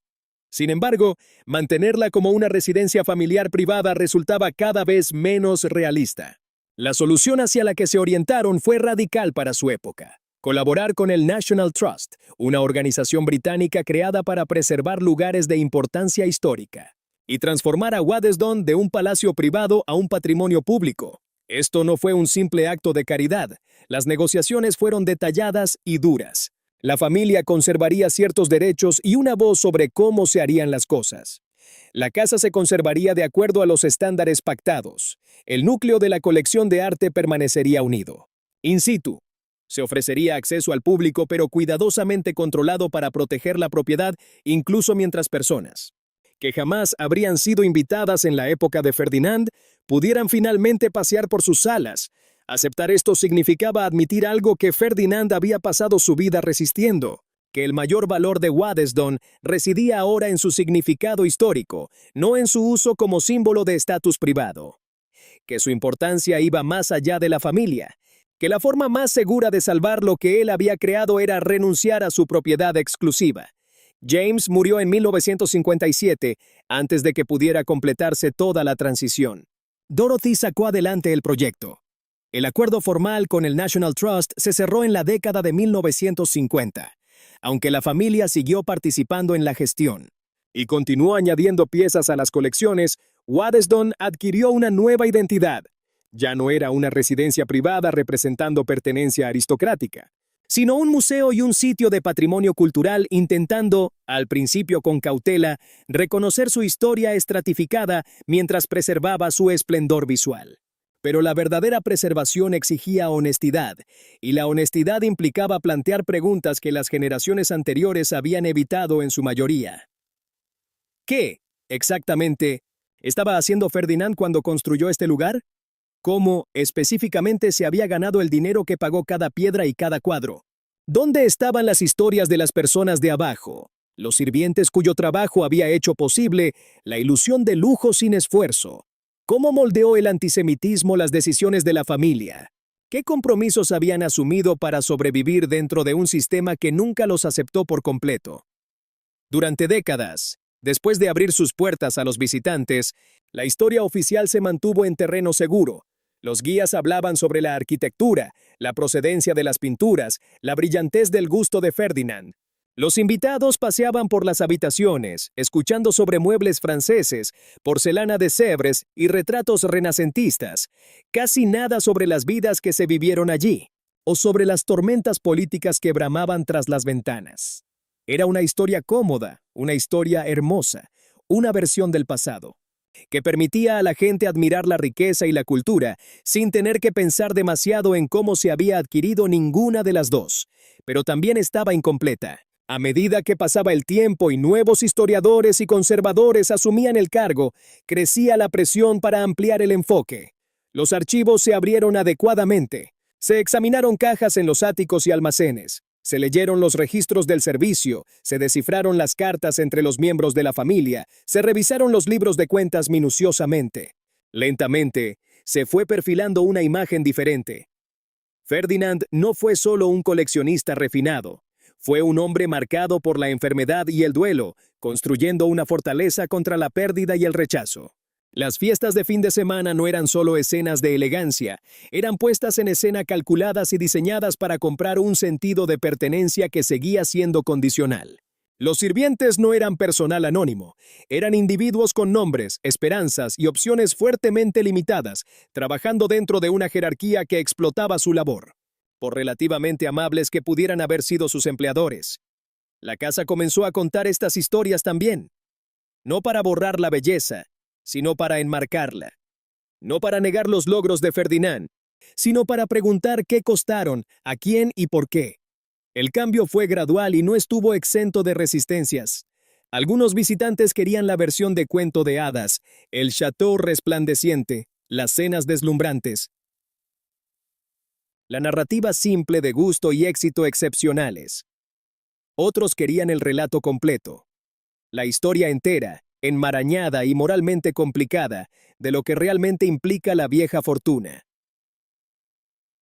Y lo que exige a todos los atrapados en su órbita. Liberada de su antiguo trabajo como palacio privado, Waddesdon finalmente pudo convertirse en lo que siempre había tenido el potencial de ser evidencia.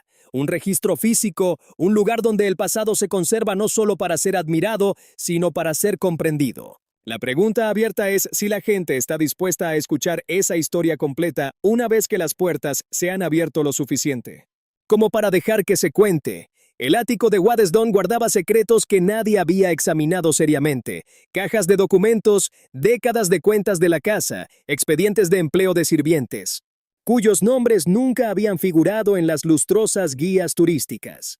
Cartas entre miembros de la familia debatiendo temas que habían sido cuidadosamente excluidos de los pulidos relatos contados a los visitantes. Facturas enumerando, línea a línea, cuánto había pagado Ferdinand por cada lámpara de araña, cada pintura, cada piedra en la fachada. En las décadas de 1990 y 2000, una nueva generación de conservadores e historiadores comenzó a analizar este material de forma sistemática. Lo que encontraron complicó cada relato simplista sobre la casa. Los registros de los sirvientes fueron especialmente reveladores. Nombres, edades, cargos, salarios, razones de contratación y despido. A lo largo de las décadas, cientos de personas habían trabajado en Waddesdon. La mayoría se quedaba solo unos pocos años, algunos permanecían por 20 o 30. Unos pocos eran despedidos. Por razones que iban desde lo comprensible robos persistentes, falta de fiabilidad crónica a lo escalofriante, el embarazo, que significaba el despido automático para muchas mujeres, sin importar las circunstancias. Los libros de salarios eran precisos. Una doncella jefe en la década de 1890 ganaba aproximadamente 30 al año. Una fregona ganaba unas 12. El mayordomo se acercaba a las 80, más alojamiento y comida. Para la época, estas eran tarifas competitivas, mejores que las que ofrecían muchas fincas aristocráticas. Pero el contexto lo cambiaba todo. Ferdinand gastaba de manera rutinaria miles de libras en una sola pintura. En algunos años, el total de la nómina anual de toda la casa resultaba ser menor que el precio de una sola obra de arte importante. Ese tipo de disparidad era típico de la época. Sin embargo, verlo desplegado en columnas de tinta hacía que la jerarquía de clases se sintiera brutalmente concreta de un modo en que frases suaves como personal doméstico especializado jamás habían logrado. Las cartas privadas entre miembros de la familia expusieron las ansiedades que el Waddesdon público siempre había ocultado. Ferdinand, escribiendo sobre su aislamiento en Inglaterra, sobre el antisemitismo de salón que encontraba incluso entre aquellos felices de cenar en su mesa, sobre saber que por muy perfecta que fuera la casa, una parte de la sociedad británica siempre lo vería como extranjero y sospechoso. Cartas posteriores de los años de entreguerras rastrean el creciente miedo en torno al antisemitismo europeo. Discusiones sobre el movimiento de activos, preocupaciones sobre primos en Alemania y Austria, cuidadosos cálculos sobre cuán públicamente judíos mostrarse. Demasiado visibles y te convertías en un blanco fácil. Demasiado invisibles y corrías el riesgo de perder la identidad y la influencia de la comunidad. Estos descubrimientos fueron incómodos. Destrozaron la idea de Waddesdon como una simple historia de éxito, pero fueron cruciales. Demostraron que incluso una inmensa riqueza no podía proteger completamente a una familia judía de los prejuicios de su tiempo, que la actuación para pertenecer era implacable, agotadora y nunca del todo completa, que el castillo en la colina siempre había sido más frágil de lo que parecía desde el camino. Los conservadores ahora tenían una opción: seguir contando la versión saneada casa espléndida, gusto impecable, fin, o entrelazar estas duras verdades en los recorridos turísticos y en las exhibiciones. Eligieron ampliar la historia, gradualmente, cuidadosamente, pero de forma deliberada. Aparecieron nuevos paneles interpretativos, textos que nombraban y describían a los sirvientes, que mantuvieron la casa en funcionamiento. Exhibiciones que exploraban la experiencia de Ferdinand como inmigrante judío en la Inglaterra victoriana. Visitas guiadas que hablaban francamente de la historia de la familia en tiempos de guerra, tanto como víctimas de la persecución nazi como en su condición de contribuyentes al esfuerzo bélico británico. Para algunos visitantes, esto era inoportuno. Llegaban esperando un cuento de hadas, habitaciones elegantes, lámparas centelleantes, una fantasía sin complicaciones sobre cómo vivía la otra mitad. No querían pensar en la explotación de clases, los prejuicios religiosos o la maraña moral de las fortunas bancarias. Otros reaccionaron de manera muy diferente. Los visitantes más jóvenes en particular respondieron enérgicamente a esta honestidad.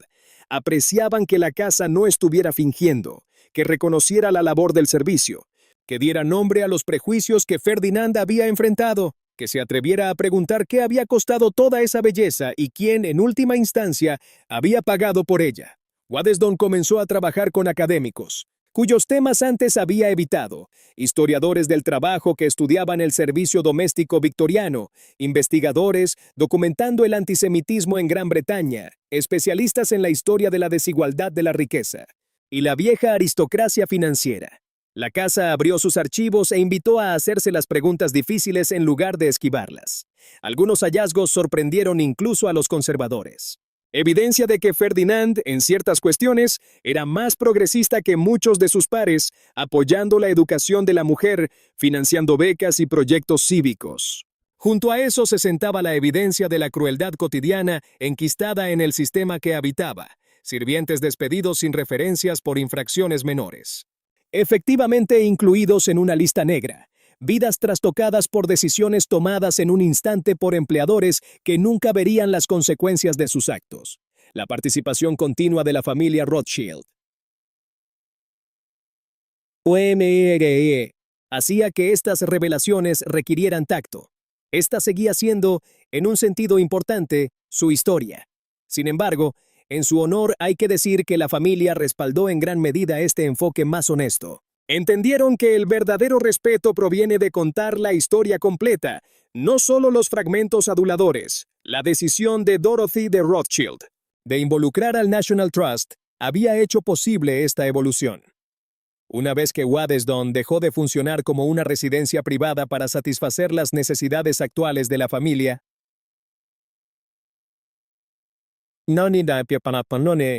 ya no era necesario mantener una fachada social impecable. La presión por usar la casa como un símbolo de estatus en vivo se alivió.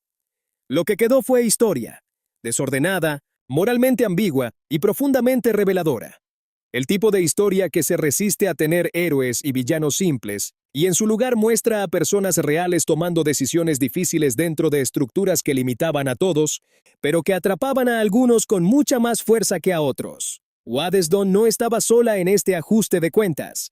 Caserones históricos a lo largo de Gran Bretaña también reexaminaban sus orígenes, reconociendo el trabajo de quienes los construyeron, los sistemas coloniales y financieros que los financiaron, las jerarquías que los mantuvieron en pie. Sin embargo, Waddesdon añadía capas de las que carecían muchas otras fincas. La historia judía, la historia del inmigrante, la particular vulnerabilidad de ser al mismo tiempo extremadamente rico y persistentemente atacado.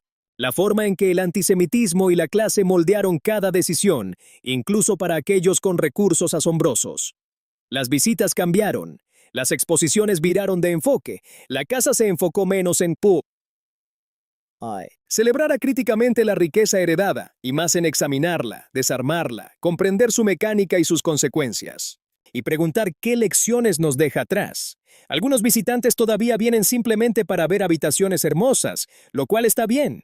Las habitaciones siguen siendo hermosas, pero cada vez más personas llegan, queriendo saber qué significan esas habitaciones, qué representan, qué y a quién le costaron, quién las construyó, quién sirvió en ellas y qué pasó con todas esas personas. Cuando la música se detuvo por fin, la casa está preparada para responder plena, honestamente y sin apartar la mirada. Entren a casi cualquier película sobre riqueza aristocrática y reconocerán a Waddesdon, no necesariamente la casa literal, sino el molde. El largo camino de grava cortando a través de un parque impecable, el acercamiento lento, la repentina aparición de un enorme chateau recortado contra el cielo, altos ventanales brillando al anochecer, el personal en uniformes formales, deslizándose por salas perfectamente dispuestas. La abreviatura visual instantánea de cómo se supone que se ve la riqueza de abolengo.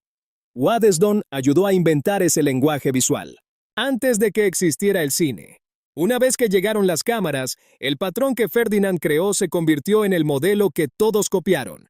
Downton Abbey, Retorno a Brideshead, Gossip Girl, The Crown, incontables dramas de época filmados en casas de campo inglesas, que resultan familiares. Incluso cuando no están rodando en Waddesdon, están tomando prestado su ambiente.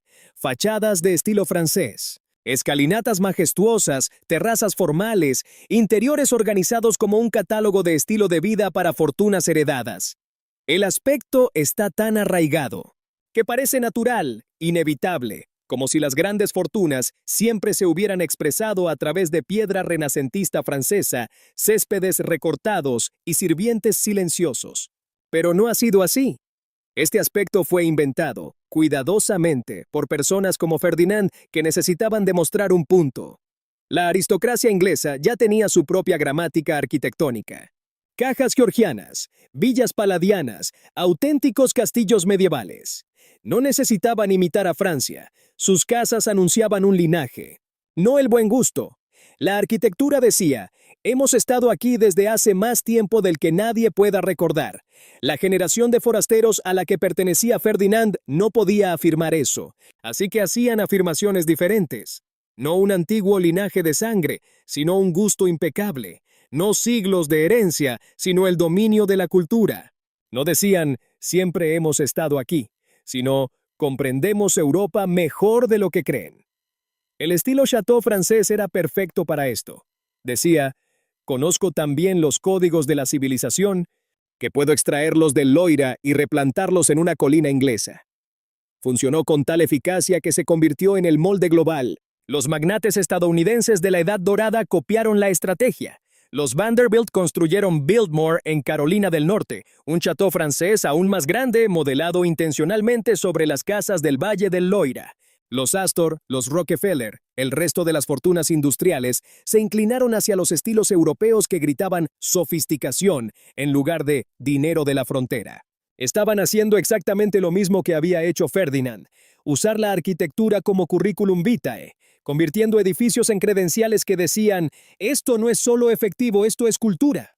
Hoy en día, Instagram y las redes sociales amplifican el mismo guión. Los perfiles oficiales de Waddesdon muestran a cientos de miles de personas. Los mismos escenarios, los parterres en otoño, las luces de Navidad envueltas alrededor de la piedra, la fuente en la hora azul. Cada imagen refuerza la estética. Esto es elegancia, esto es aspiración.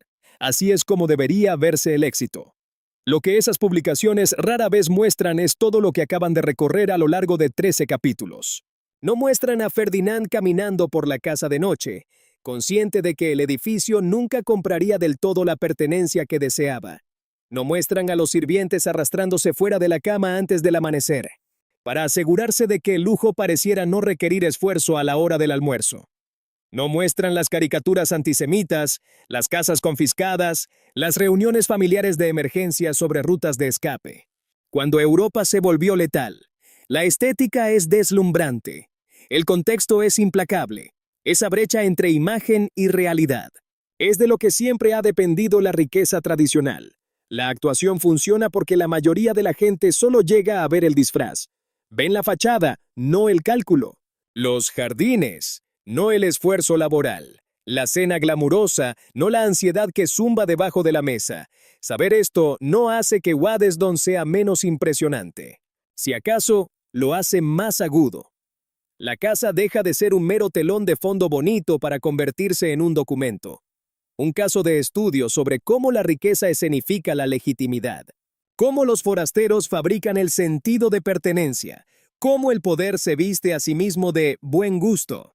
El espectador moderno que devora Downton Abbey o compra entradas para recorrer Waddesdon está entrando directamente en una fantasía que personas como Ferdinand ayudaron a diseñar. La fantasía dice que hubo un tiempo en que la riqueza era noble y ordenada, en que los ricos eran amables, en que sirvientes y señores aceptaban sus roles, en que el sistema funcionaba. Pero la realidad nunca funcionó de esa forma.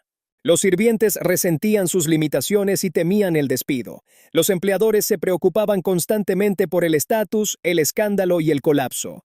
La máquina producía belleza quemando esfuerzo humano. Irían ni qué, y llamándolo orden. Sin embargo, la fantasía se mantiene porque la estética es adictiva. Los chateaux franceses sobre colinas inglesas realmente son hermosos. Los comedores a la luz de las velas se ven increíbles ante la cámara. La idea de que las viejas fortunas son fundamentalmente refinadas y de buen gusto, en lugar de lo que habitualmente son poder acumulado durante generaciones, a menudo forjado a través de sistemas extractivos o moralmente grises, resulta reconfortante. Waddesdon te devuelve una pregunta. Si tuvieras los recursos de Ferdinand, ¿qué construirías? ¿Otro palacio mendigando la aprobación de personas que nunca te aceptarán del todo? ¿Algo que admita lo que realmente es la riqueza? ¿Algo diseñado para ser compartido en lugar de para deslumbrar? Esa pregunta no es hipotética para cualquiera que posea dinero o ambiciones de tenerlo. Las redes sociales están llenas de Waddesdons en miniatura, interiores esmerados, mesas puestas de forma inmaculada. Fotos espontáneas preparadas para señalar estatus. La utilería es más barata ahora. Aros de luz en lugar de candelabros de cristal, chalets de alquiler en lugar de fincas privadas. Pero el impulso es el mismo. Representar la legitimidad. Demostrar que perteneces. Ferdinand deseaba pertenecer tan desesperadamente que convirtió una colina en una declaración de intenciones. Waddesdon sigue aquí. Sigue siendo asombrosa. Sigue haciendo su trabajo original de hacer que la riqueza parezca cultura, pero ahora sabemos qué se ocultaba tras la representación. Hemos leído los libros de contabilidad, hemos vislumbrado la vida de los sirvientes, hemos visto cuán vulnerable permanecía la familia incluso en la cima de su poder.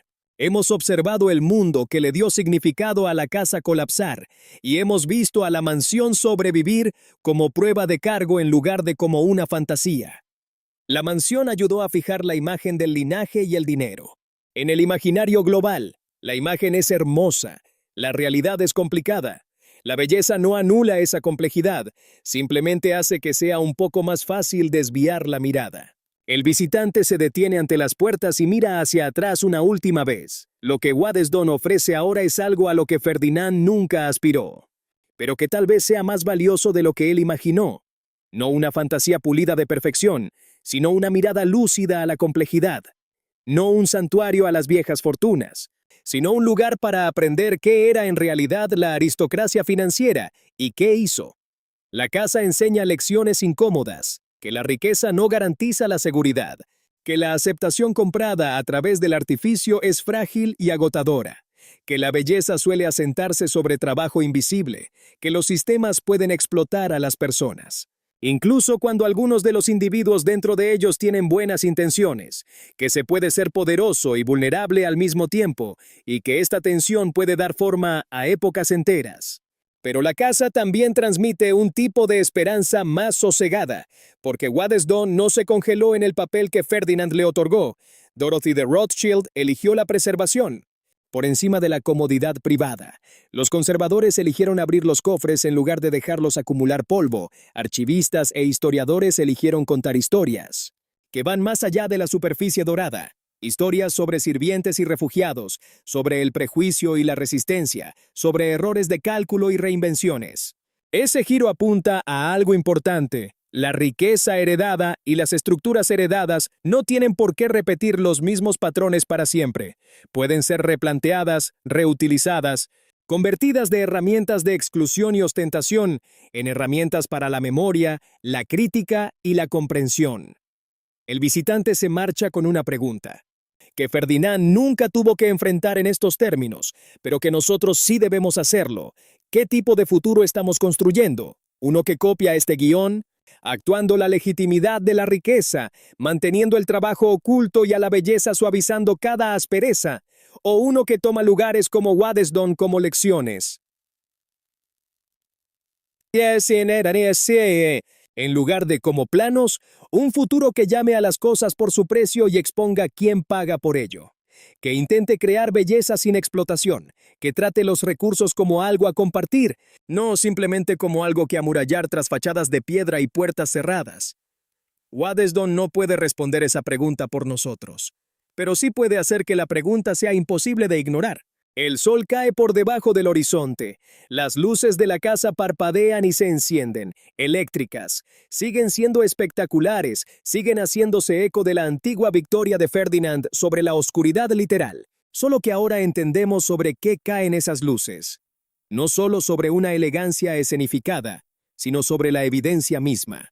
La historia completa, caótica, moralmente enmarañada y profundamente humana, de lo que las personas construyen cuando tienen miedo, de lo que sacrifican para conservarlo, y de lo que perdura cuando ellos ya se han ido. Esa es la herencia que Waddesdon ofrece ahora. No una fantasía, un espejo. Lo que veamos en él dependerá enteramente de cuán de cerca estemos dispuestos a mirar.